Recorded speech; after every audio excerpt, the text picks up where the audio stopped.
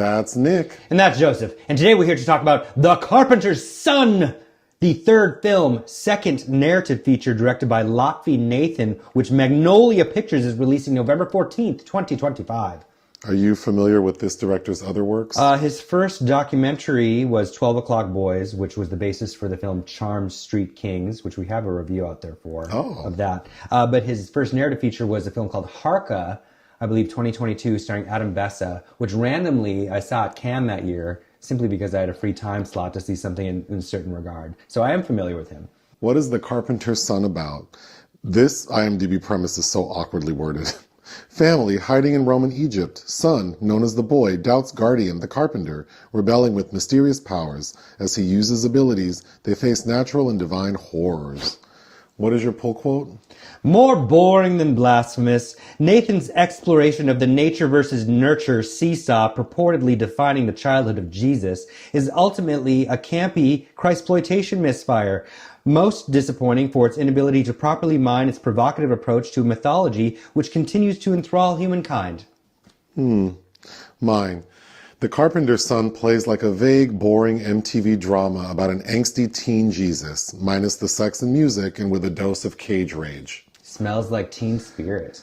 This was interesting because the film starts by explaining that it's kind of based on the Infancy Gospel of Thomas, which I was not familiar with. Yes, and how the apocryphal Gospels fill in some blind spots in the New Testament. So we listened to a podcast about it, and then I read more. And what I understand is that it is a 2nd century apocryphal text describing Jesus' childhood, ages 5 to 12. It portrays him as a precocious divine child with miraculous powers, sometimes compassionate, sometimes vengeful, who learns to use his gifts wisely. It ends with his visit to the temple, foreshadowing his future ministries. When we meet this family, which they're never really named, but it's supposed to be Jesus, Joseph, and Mary. Yes. And we're told it's AD 15, so Jesus looks like a 15-year-old, as portrayed by Noah Jupe of Honey Boy. And Joseph is portrayed by Nicolas Cage, and Mary is portrayed by FKA Twigs. And fine a match as any. The actual opening is FKA having a baby, and her man Nicolas trying to escape wherever they are. Because the prophecy about the firstborn and babies are being burned on fires. Babies are being burned, and then we flash forward to AD 15 and we see this teenage boy, and they've moved to a new town, and the dad, Nicolas Cage, the story is so simple. It's clear that like they have to go from place to place. Chaos follows. And then Nicolas Cage is kind of domineering. Yes, and very vague and uncommunicative, and I think there are some interesting elements where he begins to suspect if Mary was telling the truth about that. We're gonna get to that. But Jesus, effectively, teenage Jesus, meets this young girl who I thought looked like Millie Bobby Brown. She certainly did, yes. And she's trying to tempt him, and we find out she's Lucifer. Yes, the fallen angel, yes. And everything culminates with Jesus fighting Lucifer. Like they get into a little mud wrestling match. Yes. And during that scene, Lucifer had fatally injured Nicolas Cage. So Nicolas Cage is in the corner. With a large twig. I don't know if that's supposed to be a... Yeah, he's just dying slowly in the corner. Parallel to FKA's. While Jesus and Lucifer are mud wrestling. And right as Jesus is about to kill Lucifer, Nicolas Cage pipes up and says, "Don't do it. Don't do it." And ultimately he says, "You must forgive it." Like this demon was sent to earth to tempt you to be bad. The first temptation of Christ. And so Jesus like, okay. And then Nicolas Cage tells Jesus, "Let me go. Yeah, don't heal me. Don't heal me. Let me get off this merry-go-round. I can't take anymore." So we see Jesus go give the devil a hug. Yes. And then he goes and scoops up his mama. And they walk, go on to the next spot. Wander through the desert, yes. Okay. Isla Johnston plays the version that Noah Jupe sees of Lucifer. What did I like? The cinematography.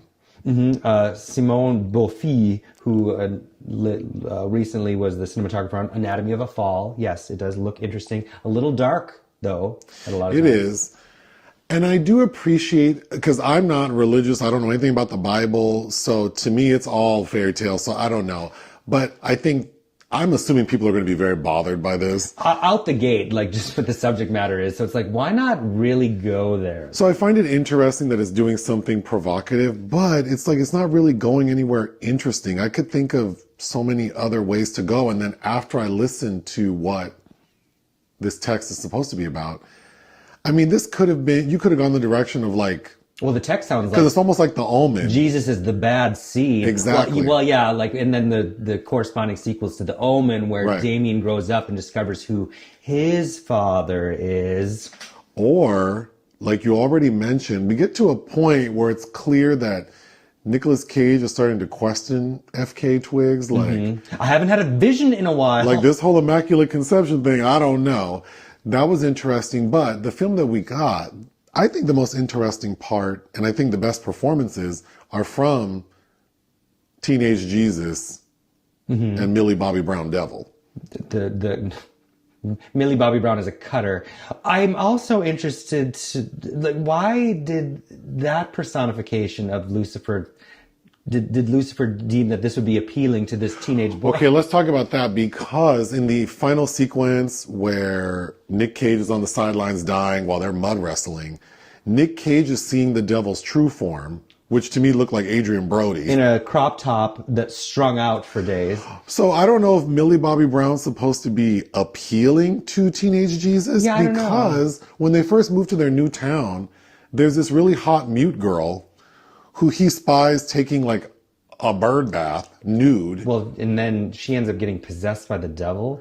Okay, I'm confused by that. Was that her? Because she's supposed to be mute, but then when she's hanging on the cross, she's talking. That's what I thought. But the one that's possessed, he pulls a snake out of her mouth. Either way, that mute girl is cute, and we see Jesus eyeballing her.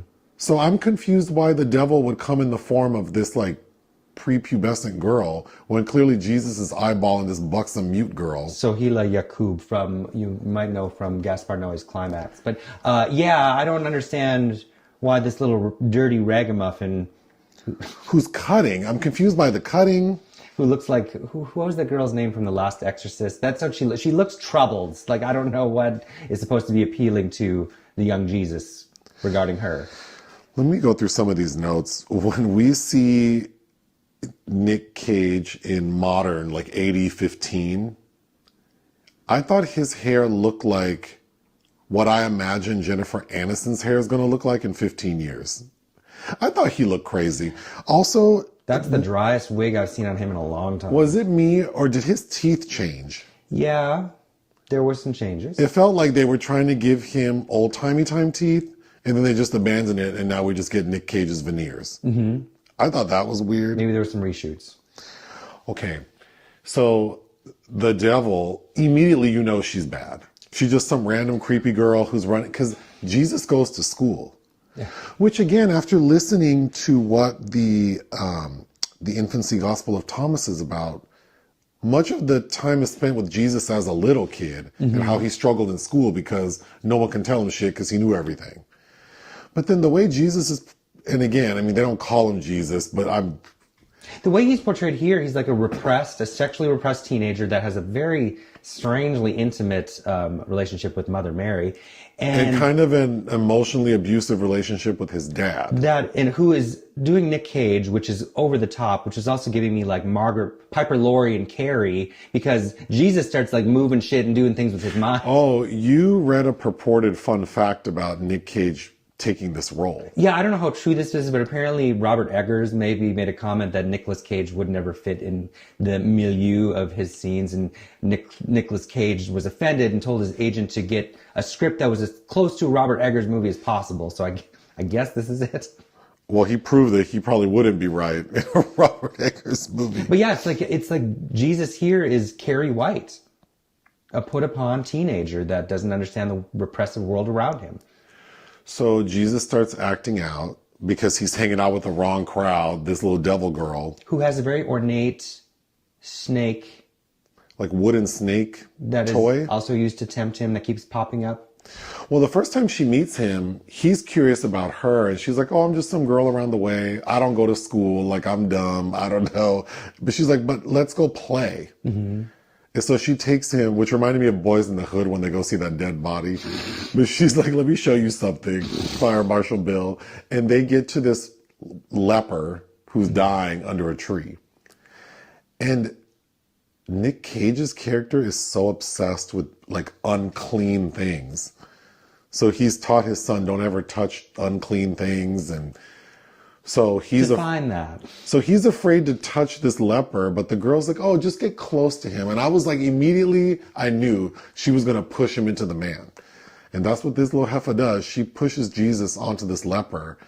And then later that night, because Nick Cage is punishing Jesus by making him sleep in like a barn outside. It's very Child Called It. Although I thought it was funny that he's like, you have to sleep outside, as if their house was like, right. These aren't luxury accommodations. But like, they're basically nomadic peoples, the way they're wandering around. It's like every time you have to construct this stick hut jail for him. But the house they actually live in, to me, wasn't of any better quality than the stick hut. But anyway. But FKA Twigs is in there just being pouty and with nothing to do. Well, can we talk about her? Because while Nick Cage is doing his over-the-top thing, FKA Twigs just looks dead. Like, behind the eyes and pouty. Pouty. And I mean, again, I don't know anything about the Bible, but wouldn't Joseph be a little younger? I don't know. They just seem like, why these two people in these roles? I don't know. Yeah, it's very interesting why those two are stuck together. But anyway, that first night we see Jesus stuck in the stick barn after he's fallen on the leper. He hears some weird noises, and that leper has made his way into the barn and startles Jesus and goes, you healed me. And we see that his scars and wounds are healed. So now there are all these people circling the barn like, he's a healer. He's got the substance. So that's when everyone starts to realize, like, oh, something's not right. And then little devil girl takes him to, I guess, the area where they're executing where they crucify like the sorcerers, which includes the mute girl who can now talk, I guess. Mm-hmm. Well, she's been possessed, so. And she's possessed. At one point, Jesus pulls a big ass snake out of her. Yeah, snakes out of mouths is a visual theme happening in this. At a point, that damn snake bites Nick Cage, and that's when Jesus heals his dad. After he says, tell me who my real dad But at this point, little devil girl had told Jesus, you know that's not your daddy. That's your mama, but that's not your daddy. Well, who's my daddy? And I don't understand why everything's so vague. Maybe they don't have the rights to say Jesus, Joseph, and Mary. And what does it say, Yahweh? They say everything but the names I know. And then they're calling Satan Satan, so I guess that's right, but I don't know. And Yeshua, like, yeah, there are, again, they're also speaking English. I guess technically it should be Aramaic that they would. I'm sure there are people who are like, hello, stupid, this is how things work. I don't know. No, they definitely were speaking English. I don't know. But another thing I'm confused by is during the final mud wrestling scene, we see that because at a point, Nick Cage wants to get out of their little neighborhood. So we see him knock FKA Twigs the hell out, like knocks her unconscious, throws her on a horse and goes away and drops her off somewhere. So during the mud wrestling fight, whenever one of them was getting hurt, it was almost like FKA Twigs was possessed. Yeah, she was experiencing also... Kuvati? I don't know. Kuvati, yeah, she was having sympathy pains. I don't understand what that was. Was she possessed? She needed something to do, so ride around on the ground. Again, like the look and vibe there's a promise there, which is, I think, frustrating because it's almost like Jean-Marie Straub and Danielle Huillet did a version of Polanski's Rosemary's Baby. Like it almost has that kind of vibe going for it. I know I was trying to read about the film, and a lot of people are excited about this biblical horror. I wouldn't call it a horror film. No. I don't think it's horrific really at all. It's as much of a horror film as is Scorsese's Last Temptation of Christ then. Sure. Which also kind of has similar mechanisms, right? Where Willem Dafoe is being tempted by that young child woman. Yeah. But again, I will say I do commend it for being sort of a bold mashup, and I'm sure people are going to be so upset about this movie. And I do think there's a promising story to tell. I could see someone else taking this and doing something better with it. Yeah, I agree. But it's just, right out the gate, they weren't allowed to film in Egypt. They had to go to Greece. Like, just at the mere mention of this, and in fact that the text that it's based on is considered blasphemous. So it's, like such touchy subject matters. Like, why not be balls to the wall crazy and be real offensive? What would you give The Carpenter's Son? Oh, I think 1.5. I was edging towards a 2, but it's so inept. It's so at 1.5 for me. I don't think it works, and I don't even know why. Like, casting Nick Cage and FKA Twigs, like, did that help get this movie made? Maybe it doesn't appear to have much of a budget, so I don't know how that helped. But I would give it 1.5 out of 5. Sorry. Join us on Patreon and listen to our podcast. Bye.